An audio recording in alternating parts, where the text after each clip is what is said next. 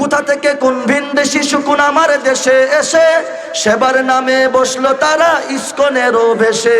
ওদের করতে নাস্তানাবুদ হতে হবে নির্ভয়, ওদের করতে নাস্তানাবুদ হতে হবে নির্ভয়। বিপ্লব মানে জীবন দেয়া বসে থাকা নয়, সে কোনো দিন আসবে না রে করো যদি ভয়। ভয় করা যাবে? কাদিয়ানীরা আমাদের রাসূল শ্রেষ্ঠ নবী, শেষ নবী, নবীদের নবী, আমার রাসূলের ইজ্জত নিয়ে টানাটানি করতেছি, ঠিক কিনা? অতএব কাদিয়ানী সম্প্রদায় যারা আছে তারা আমার রাসূলকে রাসূল মানে, জোরে বলেন, রাসূল মানে না। অতএব কোরআন হাদিসে শাসনতন্ত্র, রাসূল আমার নেতা, উৎসাহ মোর চির অম্লান ইতিহাসে বীর গাথা, ঠিক কিনা? এক আল্লাহ ছাড়া আমার দিলে, এক আল্লাহ ছাড়া আমার মনে নাই। মনে রাখবেন, শুধু মুসলমানি করাইলে, শুধু কালিমা একবার পড়লে, আর সারা জীবন গান বাদ্যে থাকলে, আর সারা জীবন সুদ ঘুষে থাকলে, বেপরদায় চললে সে কখনো প্রকৃত মুসলমান হতে পারে না, ঠিক কিনা? ঠিক বলতেও তো আপনারা ভয় পান।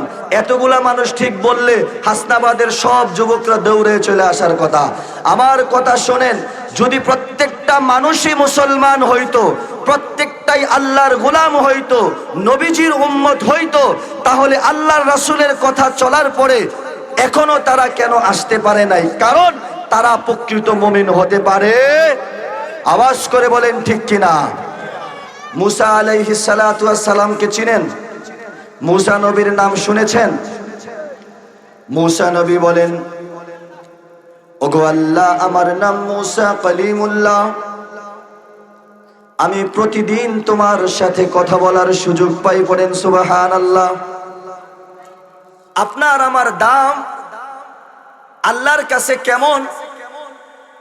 ও হাসনাবাদের যুবক ভাইরা, তোমরা যারা এখনো দূরে আছো, তোমরা যারা এখনো দুনিয়াবি কাজে আছো, আমি তোমাদেরকে স্মরণ করিয়ে দিচ্ছি যে মুসা নবীকে আল্লাহ বুঝাইলেন যে তুমি আমি যারা উম্মতে মুহাম্মাদি, আল্লাহর দরবারে আমাদের দাম কেমন একটু শুনবেন? রাজি আছেন শুনতে? মুসা নবী আল্লাহকে বলেন,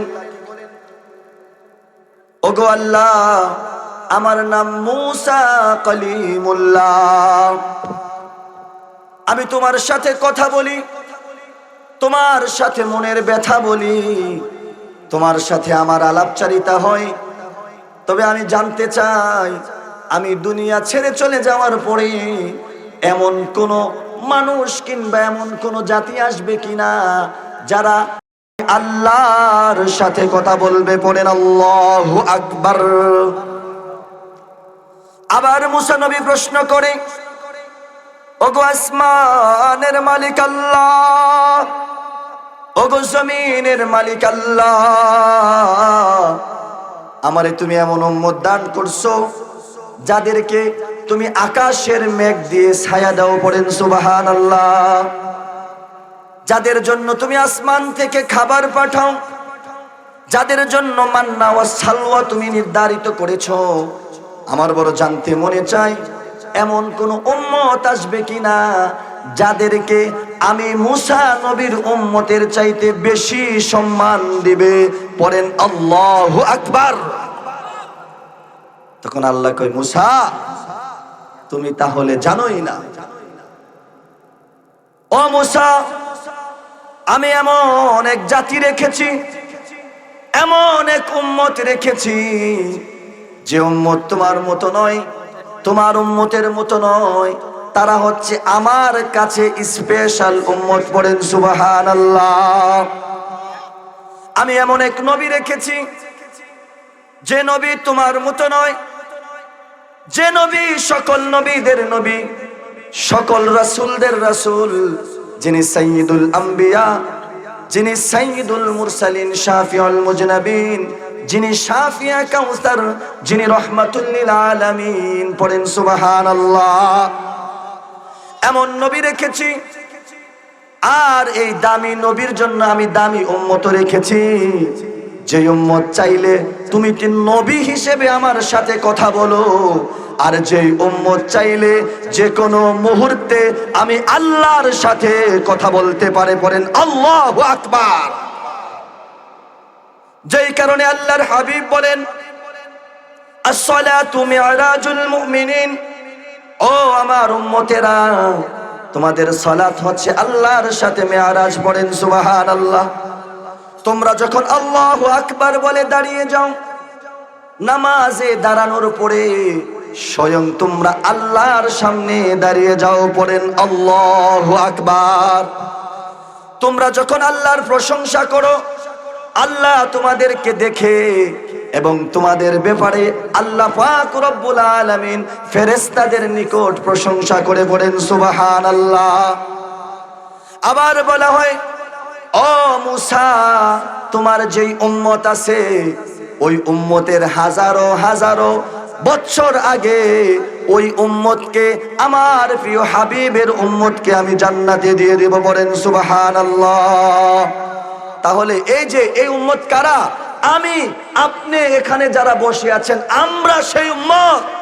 আমাদের জন্য 63 বছর রাসূলের কষ্ট, 22 বছর চোখের পানি, আমাদের জন্য সালাতে কাদা, আমাদের জন্য উহুদ তায়েফের ময়দানে রক্ত ঝরানো, আমাদের জন্য নবীজির জীবন শেষ করা, আমাদের জন্য কেঁদে কেঁদে উম্মতি বলে বলে চিৎকার করা। আর তুমি সেই উম্মত মাহফিলের প্যান্ডেলে মারামারি করো, পড়েন নাউজুবিল্লাহ। তুমি সেই উম্মত যেই রাসূলের উম্মত হয়ও তুমি রাসূলের যেই শান ও মান আছে সেই শান ও মানের সামনে আইসা বেয়াদবি করো, ঠিক কিনা? কোশ্চিন কালেও তোমার মতো কুলাঙ্গারের মাফ হতে পারে? আল্লাহ তাদেরকে মাফ করুক, পড়ি আমিন। আল্লাহ তাদেরকে বুঝার তৌফিক দেখ, পড়ি আমিন। আল্লাহ তাদেরকে হেদায়েত দেখ, পড়ি আমিন। সম্মানিত মুসল্লিয়ান কেরাম, সম্মানিত যুবক ভাইরা, বৃদ্ধ বাবারা, সারা পৃথিবীব্যাপী মুসলমানদের উপরে চতুর্দিক থেকে আযাব আসে না নাই? জোরে বলেন, আসে না নাই? এত কম আওয়াজ দিলে হবে না। মুসলমানের তাকবীরের ধ্বনি কমে যাওয়াতে, আল্লাহু আকবারের ধ্বনি কমে যাওয়াতে আজকে কাফের বেঈমানরা মুসলমানদের উপরে ঝাঁপায়ে পড়তেছে, ঠিক কিনা? বদরের কথা আপনাদের মনে আছে? বদরের 313 জন সাহাবীর আল্লাহু আকবারের ধ্বনি সারা আরব বিশ্বকে, আরবের পরশক্তিকে তখন হার মানিয়েছে, ঠিক কিনা? আজও যদি বদরের প্রান্তরের মতো বাংলার মুসলমান আল্লাহু আকবারের ধ্বনি দেয়, তাহলে এই দেশ থেকে নাস্তিক, মুরতাদ, কাফের, বেঈমানরা সাথে সাথে আল্লাহু আকবারের ধ্বনি শোনার পরে বুড়িগঙ্গার নদীতে গিয়ে পড়বে, ঠিক কিনা? আর আমাদের আওয়াজ ছোট হওয়ার কারণেই আজকে আমাদের মা বোনরা নির্যাতিত হয় হিন্দুদের হাতে, ঠিক কিনা? আমাদের যুবক ভাইদেরকে জবাই করে মারা হয় হিন্দুদের হাতে, ঠিক কিনা? কাফের বেঈমানরা আমাদের মা বোনদেরকে প্রকাশ্যে নির্যাতন করে, ঠিক কিনা? গাজীপুরের কথা আপনাদের মনে আছে? এক মাদ্রাসার নাবালক ছাত্রীকে, 11-12 বছরের ছাত্রীকে ইসকনের এক সদস্য লাগাতার 3 দিন দর্শন করে আমার বোনকে, তার ইজ্জতকে নষ্ট করেছে, ঠিক কিনা? এই সুযোগ পাওয়ার কারণ হচ্ছে একটাই, আজকে বাংলার যুবক মুসলমানরা ঘুমিয়ে গেছে। আজকে গান বাদ্য নিয়ে, দুনিয়া নিয়ে তারা পড়ে আছে, আর তাদের বোনদেরকে, মাদেরকে কাপড় ধরে, ইজ্জত ধরে টানাটানি করতেছে নাস্তিক মুরতাদরা, ঠিক কিনা? ও যুবক, তুমি কবে বুঝবা? এত সহজে ইসলাম আসে না, এত সহজে দিন আসে না। যদি এত সহজে দিন আসতো তাহলে জিহাদ যুদ্ধের প্রয়োজন ছিল না, এই মাহফিলের আয়োজন প্রয়োজন ছিল না। হাসনাবাদবাসী আজকে তোমাদের জন্য, যুবক ভাইরা, প্রবাসী ভাইরা এত কষ্ট করে তোমাদের জন্য দিনের কথা শোনার জন্য আলেমদেরকে একত্রিত করেছে, এত মেহনত, এত অর্থ করে তোমাদের জন্য ক্ষয় করেছে, আর তোমরা তোমাদের সময় নষ্ট করছো এবং আল্লাহর রাসূলের শানে, আল্লাহর শানে, দ্বীনি মজলিসের শানে বেয়াদবি করতেছো। আল্লাহ তাআলা যেন তোমাদের থেকে চোখ না ফিরাই নিলে তোমরা গজবে পড়ে যাবা, বলে রাখো। আল্লাহ আমাদেরকে বোঝার তৌফিক দান করুক, পড়ি আমিন। সম্মানিত উপস্থিতি, আমি একটি কথা, একটি মেসেজ দিয়ে এখান থেকে উঠে যাব। মুসলমানদের হৃদয়ের স্পন্দন, আখিরি জামানার আখিরি পয়গম্বর সাইয়্যিদুল মুরসালিন জনাবে মুহাম্মদুর রাসূলুল্লাহ সাল্লাল্লাহু আলাইহি ওয়াসাল্লাম। সবাই আওয়াজ করে বলেন সাল্লাল্লাহু। আওয়াজ হয় নাই। রাসূল সাল্লাল্লাহু আলাইহি সাল্লামের নাম শোনার পরে সাল্লাল্লাহু আলাইহি সাল্লাম না বললে গুনাহগার হবেন। জোরে বলেন সাল্লাল্লাহু। নবীজি আমাদের, রাসূল আমাদের হৃদয়ের স্পন্দন, ঠিক কিনা? এই রাসূলকে যারা না মানবে তারা কি মুসলমান না কাফের? আরো জোরে বলেন, মুসলমান না কাফের? হাদিস শরীফের মধ্যে বলা হয়, আনা খাতামুন নবিয়্যিন লা নাবিয়্যা বাদ, আমি শেষ নবী, আমার পরে আর কোন নবী আসবে না, ঠিক কিনা? জোরে বলেন, ঠিক না বেঠিক? আজকে সারা বিশ্বব্যাপী কাদিয়ানীরা আমাদের রাসূল শ্রেষ্ঠ নবী, শেষ নবী, নবীদের নবী, আমার রাসূলের ইজ্জত নিয়ে টানাটানি করতেছি, ঠিক কিনা? অতএব কাদিয়ানী সম্প্রদায় যারা আছে তারা আমার রাসূলকে রাসূল মানে, জোরে বলেন, রাসূল মানে না। অতএব যারা রাসূলকে রাসূল মানে না তারা কি মুসলমান না কাফের? আওয়াজ করে বলেন তো দেখি। আসতে বললে হবে না, বলেন কাদিয়ানীরা কি মুসলমান না কাফের? আরো জোরে বলেন, মুসলমান না কাফের? অতএব কাদিয়ানীদেরকে এই বাংলাদেশে মুসলমান হিসেবে গণনা করা যেতে পারে না, ঠিক কিনা বলেন?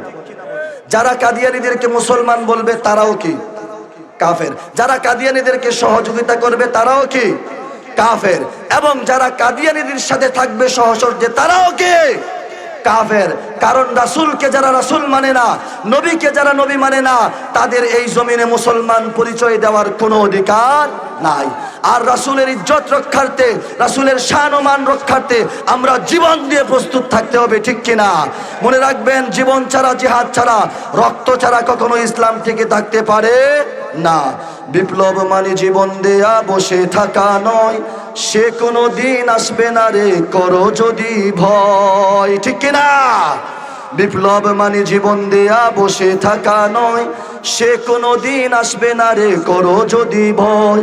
আসবে বিজয় রক্ত আর জীবনের বিনিময়, আসবে বিজয় রক্ত আর জিহাদের বিনিময়। বিপ্লব মানে জীবন দেয়া বসে থাকা নয়, সে কোনো দিন আসবে না রে করো যদি ভয়, ঠিক কিনা? কোথা থেকে কোন ভিনদেশি শকুন আমার দেশে এসে সেবার নামে বসলো তারা ইসকনেরও বেশে, ঠিক কিনা? আওয়াজ হয় না, ঠিক নেই বলেন।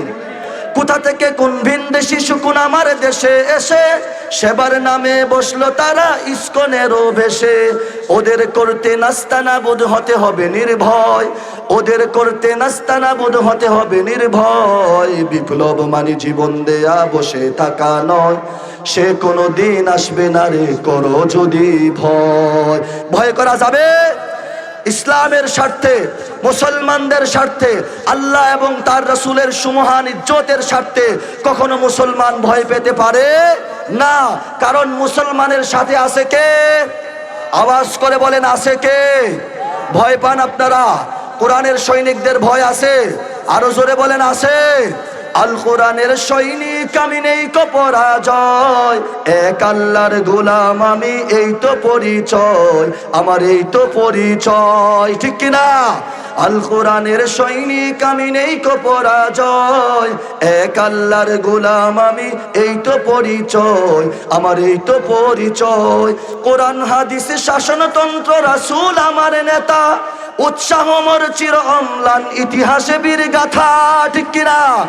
এক আল্লাহ ছাড়া আমার দিলে, এক আল্লাহ ছাড়া আমার মনে নাই কোনো ভয়, এক আল্লাহর গোলাম আমি, এই তো পরিচয় আমার, এই তো পরিচয়, ঠিক কিনা? আল্লাহ তাআলা আমাদেরকে আল্লাহর গোলাম হিসেবে কবুল করুক এবং দুনিয়াবি সকল ফাহিশা কাজ থেকে হেফাজত করুক। আজকের এই আয়োজন যারা করেছে তাদের উপরে ভরপুর কামিয়াবি রহমত দান করুক, পড়ি আমিন।